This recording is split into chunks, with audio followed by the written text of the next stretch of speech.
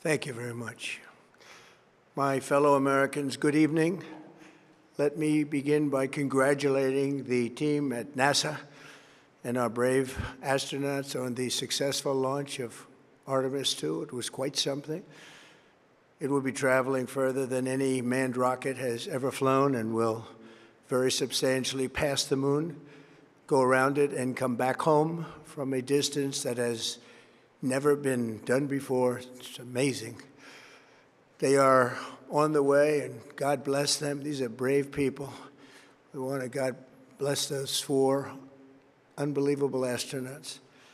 As we speak this evening, it's been just 1 month since the United States military began Operation Epic Fury, targeting the world's #1 state sponsor of terror, Iran.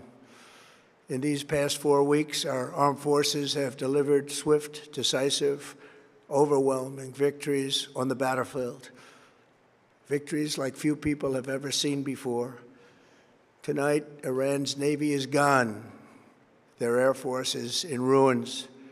Their leaders, most of them terrorist regime they led, are now dead. Their command and control of the Islamic Revolutionary Guard Corps is being decimated as we speak. Their ability to launch missiles and drones is dramatically curtailed, and their weapons, factories, and rocket launchers are being blown to pieces. Very few of them left.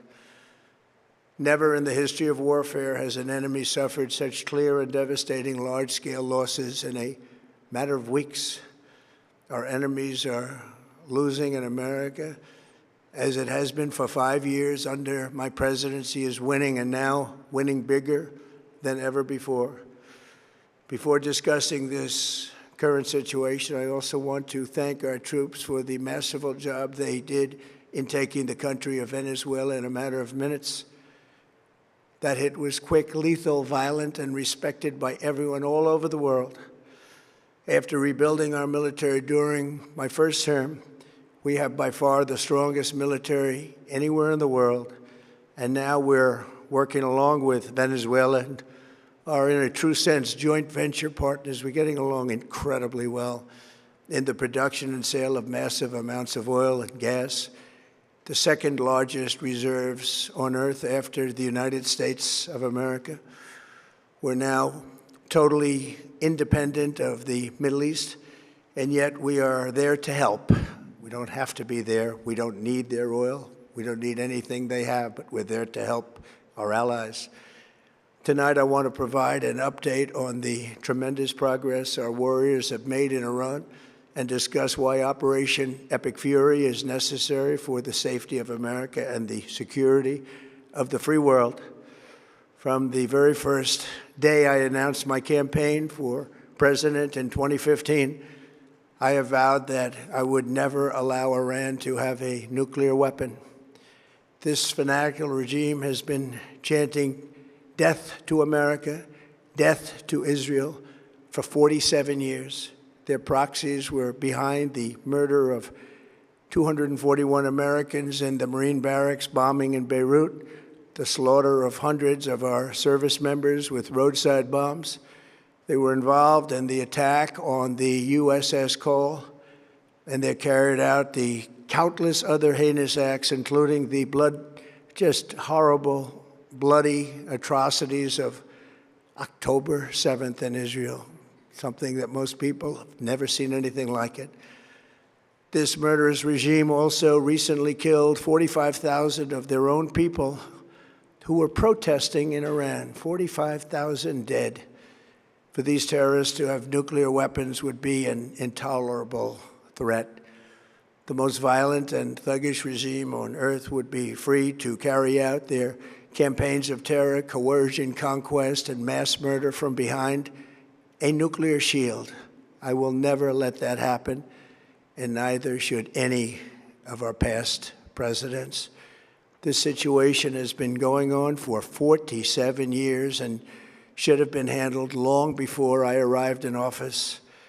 I did many things during my 2 terms in office to stop the quest for nuclear weapons by Iran. First, And perhaps most importantly, I killed General Qasem Soleimani in my first term.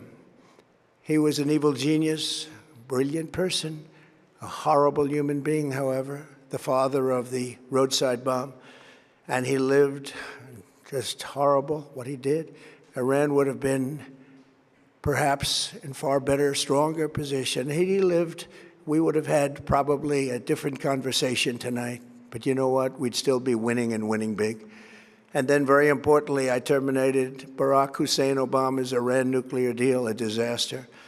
Obama gave them $1.7 billion in cash, green cash. Took it out of banks from Virginia, D.C., and Maryland, all the cash they had. He flew it by airplanes in an attempt to buy their respect and loyalty, but it didn't work. They laughed at our president and went on with their mission to have a nuclear bomb.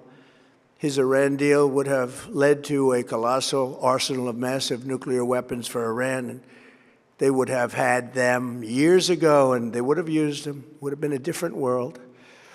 There would have been no Middle East and no Israel right now, in my opinion, the opinion of a lot of great experts, had I not terminated that terrible deal. And I was so honored to do it. I was so proud to do it. It was so bad right from the beginning. Essentially, I did what no other president was willing to do. They made mistakes, and I am correcting them. My first preference was always the path of diplomacy, yet the regime continued their relentless quest for nuclear weapons and rejected every attempt at an agreement.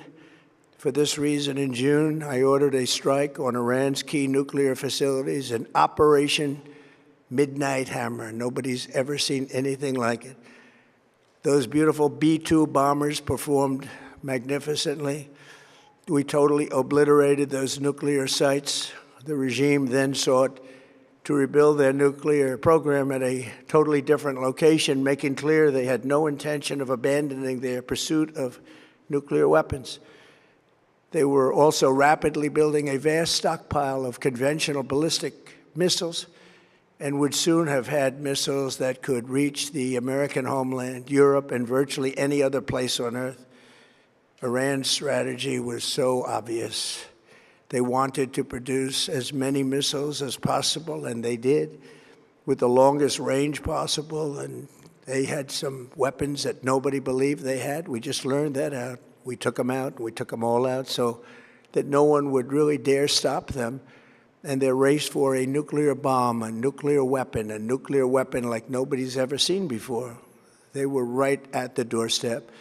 For years, everyone has said that Iran cannot have nuclear weapons, but in the end, those are just words if you're not willing to take action when the time comes. As I stated in my announcement of Operation Epic Fury, our objectives are very simple and clear. We are systematically dismantling the regime's ability to threaten America or project power outside of their borders. That means eliminating Iran's Navy, which is now absolutely destroyed, hurting their Air Force and their missile program at levels never seen before, and annihilating their defense industrial base. We've done all of it. Their Navy is gone. Their Air Force is gone. Their missiles are just about used up or beaten. Taken together, these actions will cripple Iran military, crush their ability to support terrorist proxies, and deny them the ability to build a nuclear bomb. Our armed forces have been extraordinary. There's never been anything like it militarily. Everyone is talking about it, and tonight I'm pleased to say that these core strategic objectives are nearing completion. As we celebrate this progress, we think especially of the 13 American warriors who have laid down their lives in this fight to prevent our children from ever having to face a nuclear Iran. Twice this past month, I have traveled to Dover Air Force Base, and it's been something. I wanted to be with those heroes as they return to American soil, and I was with them and their families, their parents, their wives, their husbands. We salute them, and now we must honor them by completing the mission for which they gave their lives. And every single one of the people, their loved ones said, "Please, sir, please finish the job, every one of them. And we are going to finish the job, and we're going to finish it very fast. We're getting very close. I want to thank our allies in the Middle East, Israel, Saudi Arabia, Qatar, the UAE, Kuwait, and Bahrain. They've been great, and we will not let them get hurt or fail in any way, shape, or form. Many Americans have been concerned to see the recent rise in gasoline prices here at home. This short-term increase has been entirely the result of the Iranian regime launching deranged terror attacks against commercial oil tankers in neighboring countries that have nothing to do with the conflict.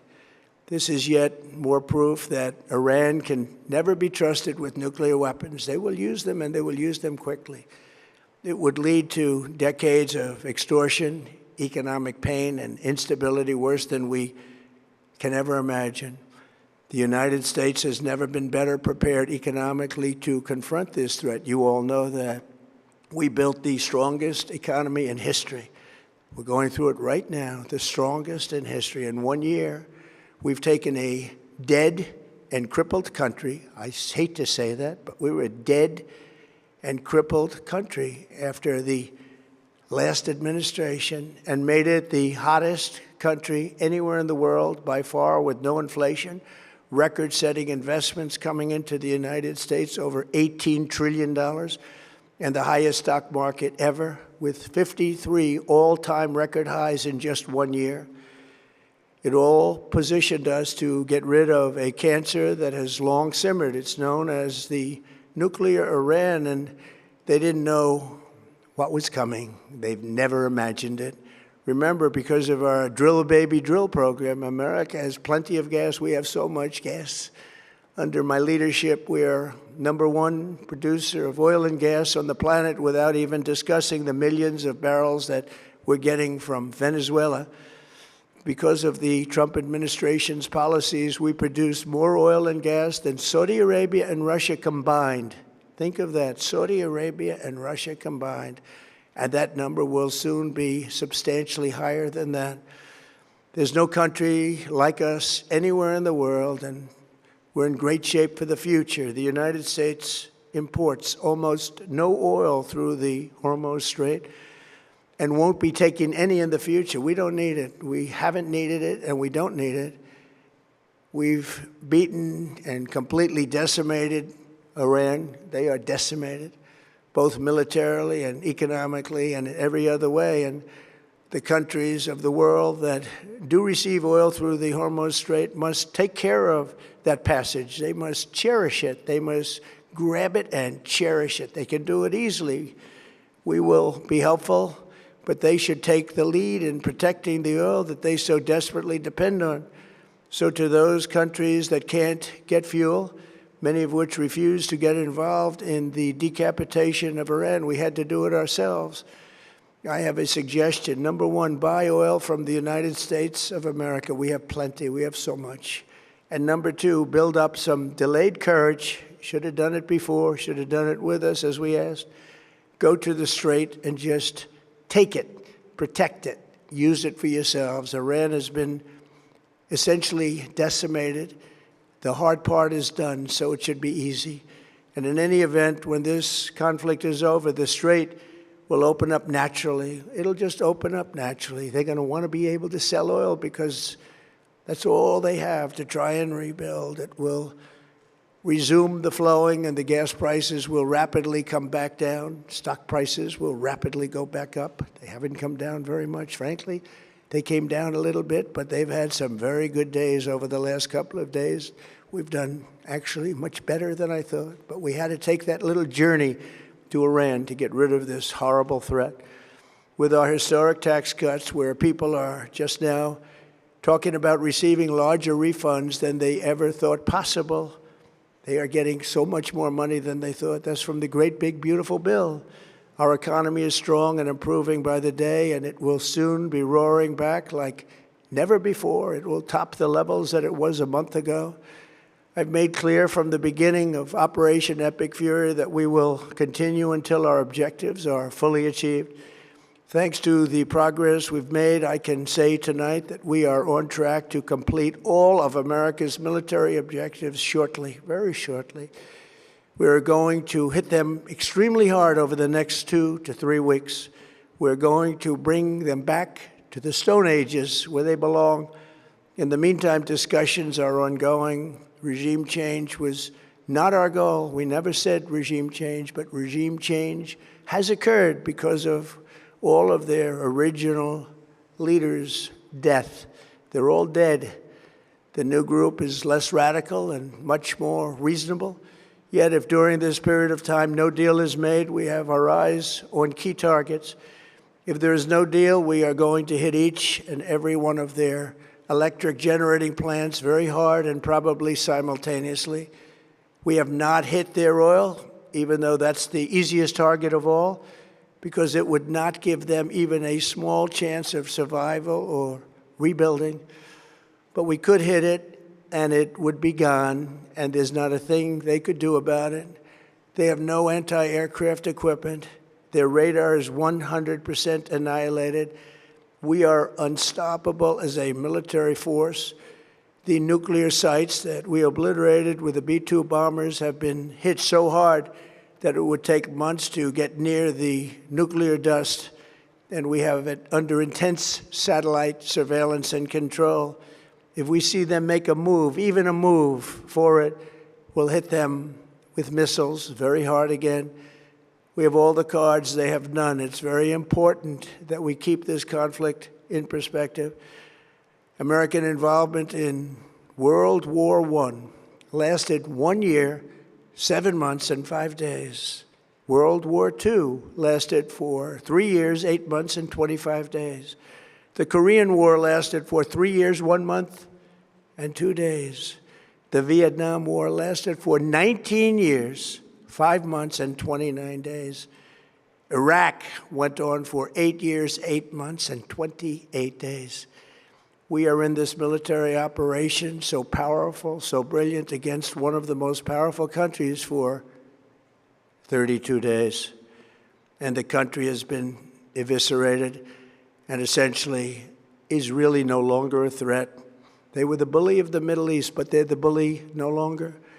This is a true investment in your children and your grandchildren's future. The whole world is watching, and they can't leave the power, strength, and brilliance. They just can't believe what they're seeing. They leave it to your imagination, but they can't believe what they're seeing, the brilliance of the United States military.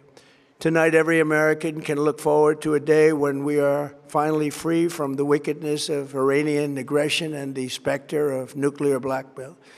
Because of the actions we have taken, we are on the cusp of ending Iran's sinister threat to America and the world. And I'll tell you, the world is watching. And when we do, when it's all over, the United States will be safer, stronger, more prosperous, and greater than it has ever been before.